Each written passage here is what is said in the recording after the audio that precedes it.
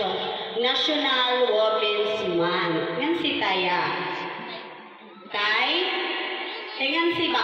Nga intagan ba kita song chance nga mga kababaihan nga mo silibrar song Women's Month. So doon na women, so pasagot, kita nga mga kababaihan. Uno taya ngan si. Okay, so basahon ko. RA 9262, the Anti-Violence Against Women and Their Children. Ano? Kung dili nga kita gusto magpa-jerjer, pwede ta pakasuhan ang banata. Yes.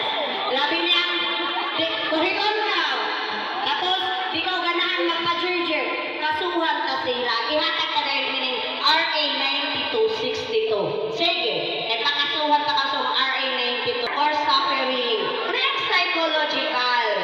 Iyang buang-buangon kao. Singka-singkahan kao. So, isa-isa iyan. Yaoy right ta. Nga magkakaso. Ing anak kita. Yaoy katumuta mga asawa, mga babae.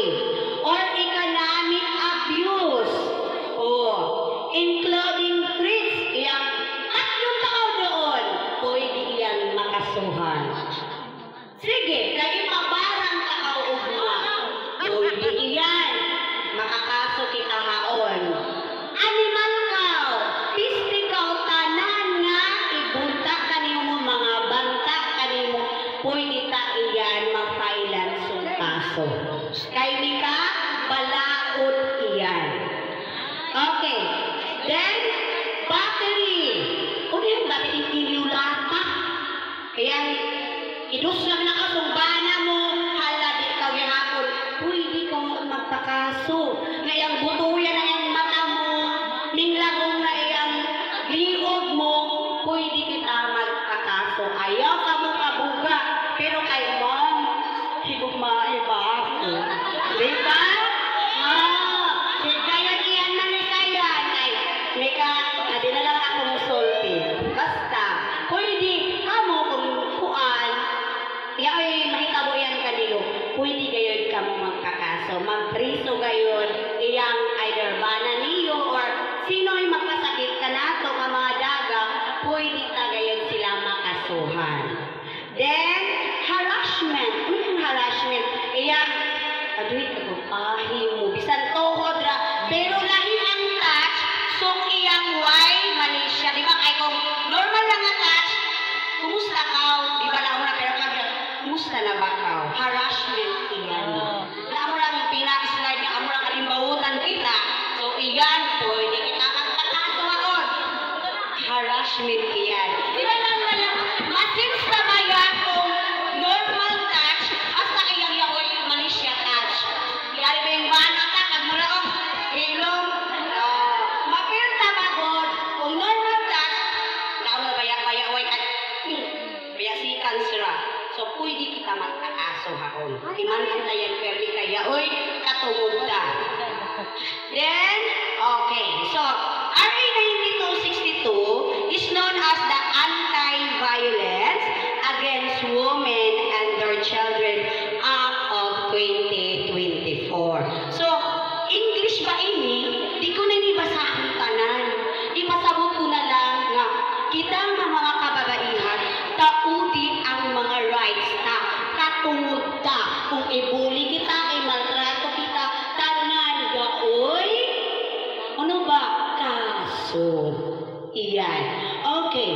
So, yan isab na ni, igatagalo po kayo para masabtan ta. Uno-kuno ang layunin, objectives or goals. Okay. Layunin ng batas na ito ay tugunan ang laganap na kahalasan laban sa mga kababaihan at kanilang mga anak. So, bisan ang mga anak ta, kung yaoy magbuli-buli, yaoy maglakos, pwede mo gayon iyan. Ipa-priso, kakasuhan. Sino makabulakos ang anak ko? May kakaon, kami kahatag ko, isa ka bukas para makaon. Pwede pa iyan kasuhan. Iyan magbuli, pwede magpakaso. Buliyon ang anak mo, kakasuhin. Pwede. kay bawal iyan. So, ingana ang RA 9262. Nadulot ng mga intimate partners tulad ng mag-asawa, ex-asawa, ibali, ikaw, asawa. Tapos, iyang bana mo, yaoy, ex. Tapos, iyang ex mo, magsina mo, kung iyana, pwede mo siya. Pwede. Pwede ka diya. Okay. Mga live-in partner, mga kasintahan o mga dating karelasyon. Basta, kung dili, i-treat ka nila, bugaon ka nila. Sige, kung di ka makikita ka na ako, isend ko itong picture mo nga gahubog ka. So, treat pa iyan, imbuga pa ka, pwede mo siya pakasuhan. Balpil basta, yung ebidensya mo. Yung in-chat ka o in-text ka. Pwede eh. Amo yan siya ang katumuta ng mga kababaihan. Okay, definition ng vowsy. Ang RA 9262 ay nagtatakda ng violence against women and children bilang anumang gawain o serye ng mga gawain na isinagawa ng isang tao laban sa isang babae na kanyang asawa. Yan, kanyang asawa na galit, pwede ta isang sila mapapreso. Bisan ba na ta, basta daog-daogon kita, yang buy-buyon ka mong galangon nga. Kung ano yung yung trabaho, kamugila mo na ba? Pwede tayang sila makasuhan. Kaya nga siba, imbuy mo ba kita? Psychological, maapektuhan ba kita? Di ba? Kamu lang mag-self-pity dahil kita nga, grabe, yung way, puso ka mo pagka-asawa, iyan ang pinakamasakit. Wa nila una-una nakita ang asawa, grabing antos na sung anak nila. Burot kita 9 months, pag anak ka kita ay matuto, bilar-bilar lang ang pakita nga way pus, pwedeng po yan sila makasuhan kung gusto niyo. Ano lang, di ba? Pero kay love ka ba, sige, piyong na lang. Magawa, ani tali niya, lapos nga nilang pikas. Normal ba kayo yan sa magtiay? Pero kung yan duguan na kaw, inuslan na kaw, na, hintay kami mo pagpakamarter kung di ka gusto mapreso iyang bana mo. Pero actually, yaoy katungod sa gayon, yung mapapapreso ka. Ang partner ta kung yung kuha na natin lagong-laguman. Okay. Inhangak ka. Maging ito ay limitado o hindi. Ang mga gawain ito ay may potensyal o aktual na nagdudulot ng pisikal, sexual, psikolohikal na pinsala o pagdurusa o pang-ekonomiyang pang-aabuso. Siyempre, kung buy-buyon kita, masakitan kita, so makahuna-una din kita, diyaw pa, mamatay na lang ako. Diba? Makalang kita usahay, bisan ako galing ng anak mo lang ako, Lord, diyaw pa, mamatay na lang ako kay Baya, gusto ko nang relax, may makapuy na gayon. Oh, labi na kong yung krisis, kung nagay makukot sumbol sa, ginoo ko, diyaw pa, mamatay na lang ako, layasan na ka mga ni. Tungod, man si makalaong kita saon, because yung husband ka, dapat alalayan nga, sige na, makalingkawas na lagi kita. Pero kung paano nga walang, buisit makawisa, di ko panti kumutaban. O, diba? Tinood, dire. Kaya ako, binasaksi kayo ako. Mga palibot ko, or sa akong masay, dahil sa mga mo nga, kuhan. Problema, kakita tanan, dili perfect ang kamilyoon. Diba? So, pero, mga asawa, ayaw kayo ka mo mapildi. Sumpa na ba saya, oy? Kamu ang laong pagayon sa itong i-share ko lang ini ha. Itong pag-meeting namin sa AB training, laong kami, rule number 1, a wife is always right. Ang asawa ko nung atong attorney is always right. Rule number 2, pag masayot ko no si wife, balik ka sa rule number 1. Kasabot, bisan pa mali si wife, dumduman mo gayon ang rule number 1. Uno ba ang rule number 1?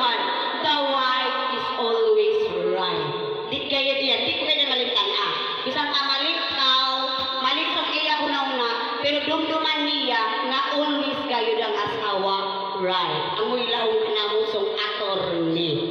Yes. Kaya siba, kita na asawa, di ba kita ang ilaw ng tahanan. Sige ko no, biya iyang banan niyo. Isa lang adlaw pati nga sung mga anak niyo. Kuno ba hitsura kaya?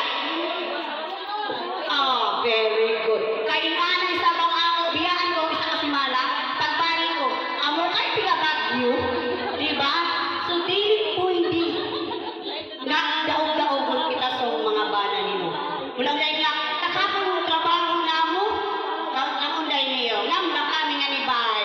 Hayahay, di ba? Wala nga, di ba ka mo kay Bay? Wow, wa sila uyapin. Nga grabe kakapoy ang aon Bay. Tapos, ing-anaon na kita, insultohon na kita. Patriso, diretso, iyang magalaw nga, way post mo nga pagkasawa mo, way tabang mo nga pagkasawa mo. Amo iyan nang si intagan kita so katungod rights nga mga daga. Kaya dili pwede ing-anaon kita. Kaya grabe ang sakripisyo ka. Isa pa sa labi na sa mga anak ka. Diba? Lang sige. Ako'y bantay sa bata, ikaw trabaho. Lahon ko sa mga bana ko. Sige, ikaw bantay sa, ay katrabaho, ako'y bantay sa mga bata. Kaya kapon ko bantay ang bata. So, ibig sabihin, dili lalim ang ano ba obligasyon ta nga mga daga. Dili kay langon-langon lang kita nga way puros nga bay. Si kaon ko'y bayhon mo. Langungutan akong langon nga way ikatabang, pag-sure ba, yung mga anak mo, sino ba ga atiman? Langon nga way ikatabang. Diba? So, psychological effect yan ka na ito nga mga asawa. So, psychological, may kabutangan ni RA 9262. Pwede na pakasuhan ang banata. Okay. So, mga pangunahing provision. Number 1, protection orders. Ang batas ay nagpapahintulot ng pag-issue ng mga protection orders upang maprotektahan ang mga biktima mula sa karagdagang pananakit. So, yung protection order ta. Halimbawa, ang bana mo dyan, example lang ha, kay bali, yung pakasuhan mo siya. Tapos kailang siya, sige kay patyon takaw, yaoy protection mo, nga ihatag sa gobyerno. Nga dili na makapadaig ang bana mo kaninyo. So, inanak kinakapalangga sa gobyerno. Parusa, syempre, yaoy parusa. Ang mga paglabag sa batas ay may kaakibat na parusa tulad ng pagkakulong at or multa. So, syempre, kung yan sa makulong bagay yun.